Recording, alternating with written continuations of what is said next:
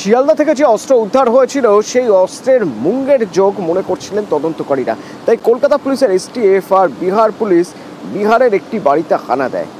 দেখা যাচ্ছে সেই বাড়ির বেসমেন্টে থরে থরে সাজানো রয়েছে অস্ত্র। কি পাওয়া গেল সেখান থেকে, এরপর তদন্ত কোন পথে এগোবে?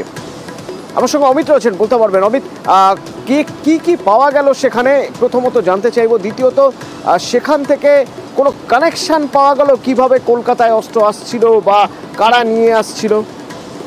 এটি লেদের কারখানা, আপাত দৃষ্টিতে দেখলে মনে হবে এটি লেদের কারখানা। সেই লেদের কারখানার অন্তরালে আগ্নেয়াস্ত্র তৈরির কাজ চলছিল এবং কলকাতা পুলিশের এসটিএফ নির্দিষ্ট একটি সূত্র মারফত খবর পায় এবং তারপরেই বিহার এসটিএফকে সাথে নিয়ে মুঙ্গেরের এই অস্ত্র কারখানায় গতকাল রাতে হদিশ তারা হানা দিয়েছিল, অভিযান চালিয়েছিল। সেখান থেকে 7mm পিস্তলের যে বডি, অর্থাৎ সেমি ফার্নিশ পিস্তলের বডি পাওয়া যায়, বিভিন্ন পিস্তলের বার্ড পাওয়া গেছে এবং লেড মেশিন পাওয়া গেছে, বিভিন্ন যন্ত্রাংশ পাওয়া গেছে এবং দুজনকে গ্রেপ্তার করা হয়েছে। বাড়ির যে এই কারখানার যিনি মালিক মোহাম্মদ মুনাজির হোসেন এবং তারই এক সহযোগী মোহাম্মদ নাসিম, দুজনকে ইতিমধ্যে গ্রেপ্তার করা হয়েছে। তবে গত শনিবার কলকাতার একদম সুরেন্দ্রনাথ কলেজের কাছে থেকে ইসরায়েল নামে একজনকে গ্রেপ্তার করা হয়েছিল আগ্নেয়াস্ত্র সহ। সেই সমস্ত অস্ত্রগুলো মুঙ্গেরে তৈরি হয়েছিল।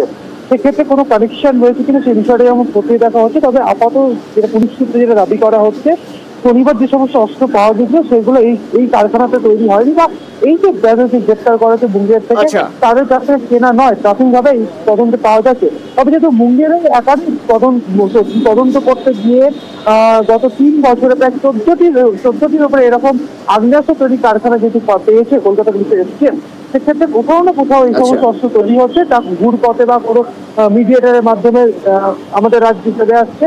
এই বিষয়টা কোথাও গিয়ে নিশ্চিত হতে পারছে কলকাতা পুলিশ। সেই জায়গা থেকে কিন্তু নতুন করে একটা কারখানার হদিশ পেয়ে কিন্তু অভিযান চালানো হয়েছিল বিহার এসটিএফ এর সাথে নিয়ে। আচ্ছা, ধন্যবাদ।